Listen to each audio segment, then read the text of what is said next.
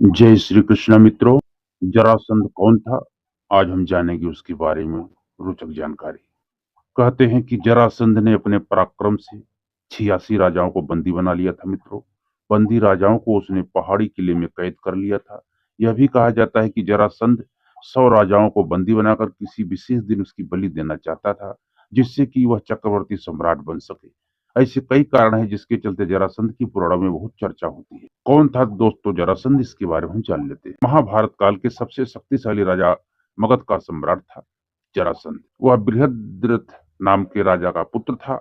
उसके पास सबसे विशाल सेना थी। वह अत्यंत ही क्रूर और अत्याचारी था। दोस्तों, ये जरासंध का जन्म का क्या रहस्य था और मृत्यु उसकी कैसे हुई, वह भीम से 13 दिन तक युद्ध कैसे करता रहा, फिर भगवान ने किस युक्ति से उसको मारा, ये सभी आप वीडियो में जानेंगे। आप अंत तक जरूर बने रहें। नमस्कार दोस्तों, हमारे मोटिवेशन आर्थिक कला चैनल में आप सबका बहुत बहुत स्वागत है। तो दोस्तों, आप लोग जो नए हैं चैनल को सब्सक्राइब कर लें और बेल आइकन को जरूर प्रेस करें और कमेंट में जय श्री कृष्णा जरूर लिखें। आपका कीमती समय ज्यादा न लेते हुए हम कहानी को आगे बढ़ाते हैं।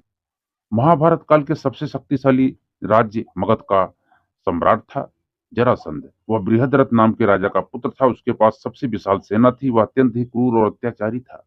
हरिवंश पुराण के अनुसार उसने काशी, कौशल, चेदी, मालवा, विदेह, अंग, वंग, कलिंग, पांड्य, सेल्युयर, मद्र, कश्मीर और गांधार के राजाओं को परास्त कर सभी को अपने अधीन बना लिया था। जरासंध के मित्र राजा कौन थे दोस्तों? इसके बारे में जानते हैं। चेदी के यादव वंशी राजा शिशुपाल को भी जरासंध ने अपना गहरा मित्र बना लिया। जरासंध के कारण पूर्वोत्तर की असब के राजा भगदंत से भी उसने मित्रता जोड़ रखी थी। मध्य देश के राजा शल्य भी उसका घनिष्ठ मित्र था। यवन देश का राजा कालयवन भी उसका खास मित्र था। कामरूप का राजा दंतवक, कलिंगपति, पौंड्र, भीष्मक पुत्र रुक्मी, काध अंशुमान तथा बंग कौशल, दर्शाण, भद्र, त्रिगर्त आदि राजा भी उसके मित्र थे। इसके अतिरिक्त शाल्यराज पवन देश का राजा भगदत्त, सेविराज गंधार राजा सुबल, नग्नजीत का मीर राजा गोधर्ध, दरद देश का राजा आदि सभी उसके मित्र होने के कारण उसका संपूर्ण भारत पर दबदबा था। भगवान कृष्ण का मामा का कंस, कंस का ससुर था जरासंध। कंस के वध के बाद भगवान श्री कृष्ण को सबसे ज्यादा यदि किसी ने परेशान किया तो वह था जरासंध। कंस ने उसकी 2 पुत्रियों अस्थि और प्राप्ति से विवाह किया था। कालयवन उसका मित्र था मित्रों। जरासंध ने कालयवन के साथ मिलकर मथुरा पर हमला कर दिया था। तब श्री कृष्ण की युक्ति से यह तय हुआ कि सेना आपस में नहीं लड़ेगी, हम दोनों ही लड़कर फैसला कर लेंगे। कालयवन ने शर्त मान गया क्योंकि वह जानता था कि शिव के वरदान के अनुसार मैं अमर हूँ।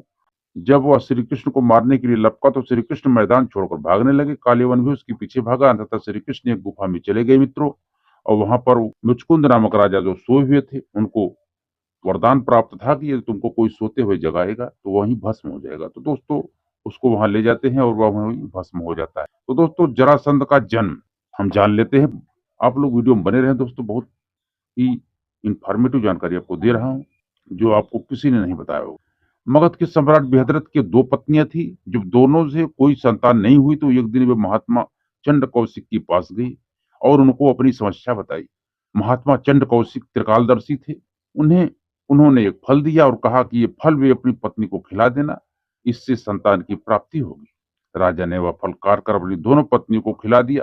फल देते वक्त राजा ने यह नहीं पूछा था कि इसे क्या मैं अपनी दोनों पत्नियों को खिला सकता हूँ। फल को खाने से दोनों पत्नियां गर्भवती तो हो गई, लेकिन जब गर्भ से शिशु निकला मित्रों, वह आधा आधा था। अर्थात आधा पहली रानी के गर्भ से, आधा दूसरी रानी के गर्भ से।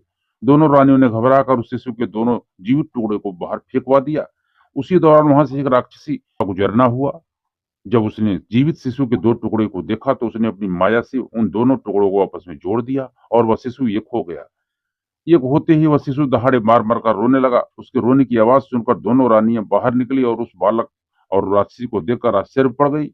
एक ने उसे गोद में ले लिया। तभी राजा बृहद्रथ भी वहां आ गए और उन्होंने वहां खड़ी राक्षसी से उसका परिचय पूछा। राक्षसी ने राजा को सारा किस्सा बता दिया। उस राक्षसी का नाम था जरा। राजा बहुत खुश हुए और उन्होंने उस बालक का नाम जरासंध रख दिया, क्योंकि उसे जरा नाम की राक्षसी ने संधि मतलब जोड़ा था। जरासंध का वध कैसे हुआ दोस्तों, इसके बारे में हम जान लेते हैं। जरासंध की खासियत यह थी कि वह युद्ध में मरता नहीं था। उसे अक्सर मल्ल युद्ध या द्वंद्व युद्ध लड़ने का शौक था और उसके राज्य में कई अखाड़े थे। वह श्री कृष्ण का कट्टर शत्रु भी था। श्री कृष्ण ने जरासंध का वध करने की योजना बनाई। योजना के अनुसार मित्रों, भगवान श्री कृष्ण भीम और अर्जुन ब्राह्मण के भेष में जरासंध के पास पहुंचते हैं और उसे कुश्ती के लिए ललकारते हैं। लेकिन जरासंध समझ गया कि ये ब्राह्मण नहीं है। तब श्री कृष्ण ने अपना वास्तविक परिचय दिया। कुछ सोचकर अंत में जरासंध ने भीम से कुश्ती लड़ने का निश्चय किया। अखाड़े में राजा जरासंध और भीम का युद्ध कार्तिक कृष्ण प्रतिपदा से 13 दिन तक लगातार चलता रहा मित्रों। इन दिनों में भीम ने जरासंध को जंघा से उखाड़कर कई बार दो टुकड़े कर दिए, लेकिन वे टुकड़े हर बार जुड़कर फिर से जीवित हो जाते हैं और जरासंध फिर से युद्ध करने लगता। भीम लगभग थक ही गए थे। 14वें दिन तक श्री कृष्ण ने एक तिनकों को बीच में तोड़कर उनके दोनों भागों को विपरीत दिशा में फेंक दिया। भीम श्री कृष्ण का यह इशारा समझ गए और उन्होंने वही किया। उन्होंने जरासंध को दो भागों में फाड़कर उसके एक लोथड़े को दूसरी तरफ और एक दूसरी तरफ फेंका विपरीत दिशा में। इस तरह जरासंध का अंत हो गया, क्योंकि विपरीत दिशा में फेंके जाने से दोनों टुकड़े जुड़ नहीं पाए। जरासंध का वध होने के पश्चात श्री कृष्ण ने उस कैद की सभी राजाओं को स्वतंत्र कराया और कहा कि राजा युधिष्ठिर चक्रवर्ती प्राप्त करने के लिए राजस्व यज्ञ करना चाहते हैं, आप लोग उनकी सहायता कीजिए। राजाओं ने श्री कृष्ण की बात मान ली मित्रों और सभी ने युधिष्ठिर को अपना राजा मान लिया। अंत में जरासंध के पुत्र सहदेव को अभय दान देकर मगध का राजा बना दिया। आज भी दोस्तों जरासंध का अखाड़ा है। अभी हम बताते हैं वो कहाँ पर है। बिहार के राजगृह में अवस्थित है। कंस के ससुर जरासंध का अखाड़ा। जरासंध बहुत बलवान था। मान्यता है कि इसी स्थान पर भगवान श्री कृष्ण के इशारे पर भीम ने उसका वध किया था। राजगृह को राजगीर कहा जाता है। रामायण के अनुसार ब्रह्मा के चौथे पुत्र वसु ने गिरिव्रज नाम से इस नगर की स्थापना की थी। बाद में कुरुक्षेत्र के युद्ध के पहले बृहद्रथ ने इस पर अपना कब्जा जमा लिया। बृहद्रथ अपनी शूरता के लिए मशहूर। जरासंध की गुफा भी है दोस्तों। सोन भंडार गुफा में आज भी दबा पड़ा है जरासंध का खजाना। इस गुफा में दो कक्ष बने हुए हैं। ये दोनों कक्ष पत्थर की एक चट्टान से बंद है। कक्ष संख्या नंबर 1 माना जाता है कि यह सुरक्षा कर्मियों का कमरा था, जबकि दूसरे कक्ष के बारे में मान्यता है कि इसमें सम्राट बिंबिसार का खजाना था। कहा जाता है कि अभी भी बिंबिसार का खजाना इसी कक्ष में दबा है। किंवदंतियों के मुताबिक गुफाओं की असाधारण बनावट ही लाखों टन सोने की खजाने की सुरक्षा करती है।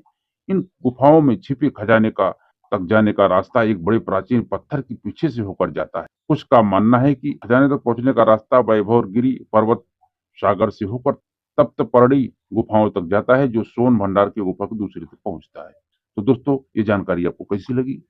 यदि वीडियो हमारा आपको अच्छा लगा हो तो वीडियो को लाइक कर देना और चैनल में यदि आप लोग नए हैं तो चैनल को सब्सक्राइब करके बेल आइकन को जरूर प्रेस करें दोस्तों, ताकि ऐसा ज्ञानवर्धक प्रेरणादायी और हमारे साथ पुराण की बातें आपको हमेशा जानने को मिलती रहे। तो मिलते हैं दोस्तों अगले वीडियो में। तब तक आप खुश रहे, मस्त रहे, आनंद में। जय श्री कृष्ण मित्रों।